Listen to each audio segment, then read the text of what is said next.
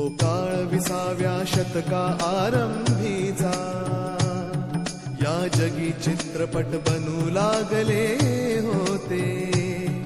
वारसा आम्हा जरी होता अष्टकलांचा, हे तंत्र आमच्या देशी आले नव्हते, पण करुणी ठाम निर्धार योगी वृत्तीने, फाळके ऋषींनी खडतर व्रत आचरले, अर्जुनास जैसे लक्ष एकची डोळा, जे अशक्य होते शक्यतयांनी